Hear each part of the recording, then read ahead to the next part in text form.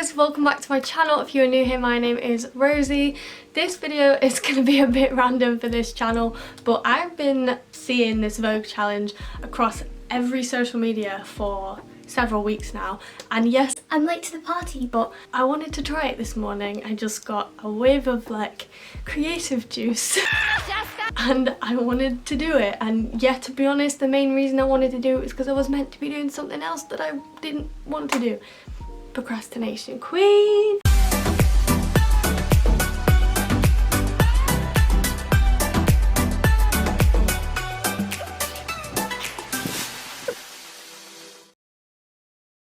When I first attempted to make one of these Vogue covers, I was very stuck with where to start. I just had no idea what I was doing. So I thought I would make a quick 5-minute video on, which fonts to use, which apps to use, what type of photos look most realistic, colour schemes, and, all the editing tips that make it an authentic looking cover. So without further ado, let's go.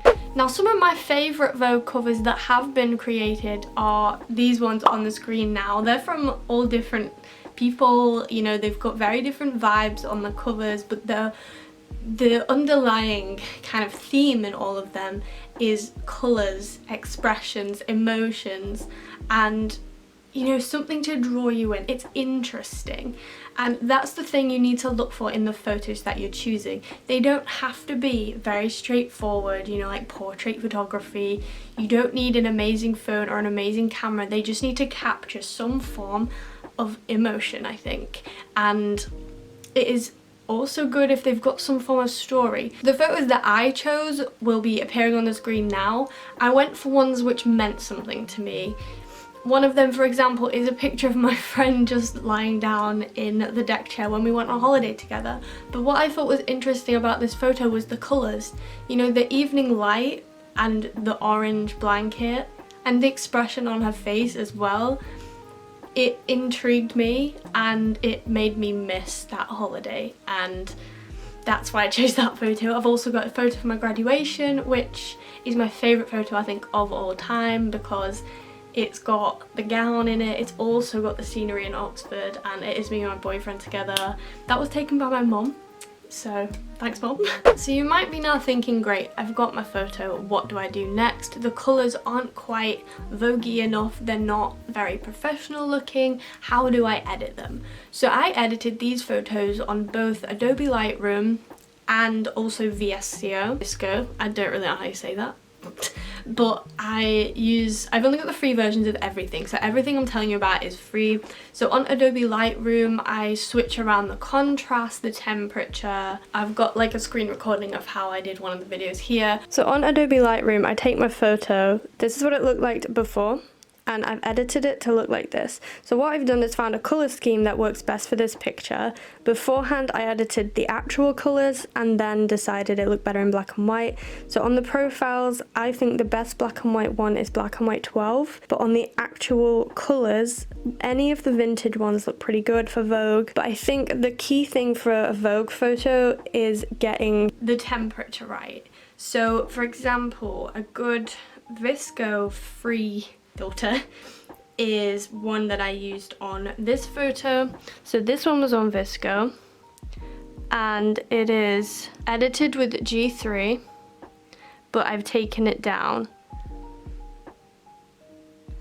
I also then had a look at G1, saw if another filter mixed with this one might look quite nice, but basically for this photo I wanted to play with the colours, really bringing out that orange and the yellow background. Similarly with this picture, this one is also on Visco and I used P5, but when you use P5, I also put the saturation right up so that it brought out the eye makeup, because again, it was that specific colour that I was trying to bring out as well as the lips. If your photo is slightly out of focus, then it is salvageable. You can up the sharpness so that it looks a little bit more static in place, and then add a grain, because that then gets rid of the sort of slightly out of focus look and also makes it look intentional.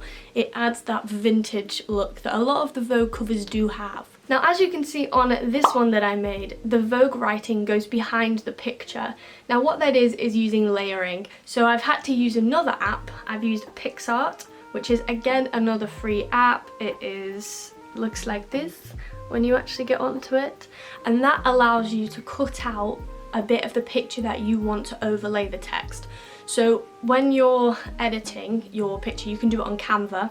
You put the background on, which is the full-size photo, and then on Pixlr you cut out the bit that you actually want to go over the Vogue writing, and you upload that as a separate photo to Canva, and then I overlay the cropped part onto the actual full photo, so it looks like that it's one photo but really it's layered. And this brings me on to tip number 3, and that is composition. So your composition is going to make your entire picture. Magazine covers are always renowned, particularly Vogue and like Glamour, and the big high-end editorial fashion ones are prided on the compositions of their photos, and the best ones, in my opinion, are the ones where something is interesting about that composition. You know, it's not just a straight, like some of the kind of celeb-y type magazines have. It's going to be a photo where someone is, say, looking off at something, or it's not just the person that is the center of the image, something else is the center of the composition. And as you can see in these ones that are actual Vogue covers, a lot of the time the writing is behind the picture. The writing's not the emphasis, it's the photo or the faces of the people in the picture.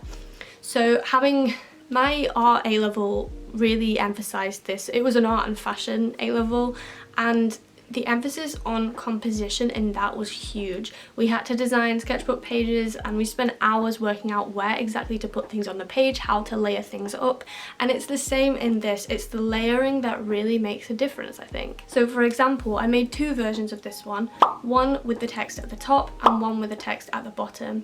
At first I thought it looked better at the top because I didn't want to cover in my boyfriend's bodies, but then in the other one I thought, do you know what? I think this would look good if the text went behind us. So that's again where I've used PixArt to create the layering effect. Now finally, you're probably thinking, well that's all great, but what about the text? Where do I find this font? So if you're making it on Canva like I did, and I would say that is the most easy way of doing it, you just go on Canva, then press new design and type in magazine cover. Sorted, get yourself a blank one. The fonts that you can use to make it look most like Vogue are either Bodoni FLF or GFS Dido. So these look very much similar to the Vogue logo. I personally went with Bodoni FLF because I think it looked a bit more sharp than the Dido one, but it is completely up to you. They still work, both of them. I know that was quick. I told you it was going to be quick. I didn't want it to take a lot of time. So these are my final designs. Yeah. They really didn't take very long. The longest part about it is the editing of the photos, particularly the PixArt editing where you have to cut it out. That takes a lot of concentration. Thank you for watching this video. I hope it helped if you are attempting to do the Vogue challenge, and even if you don't want to do the Vogue challenge, maybe it helped you with sort of some editing tips or some apps that you can use to edit for free.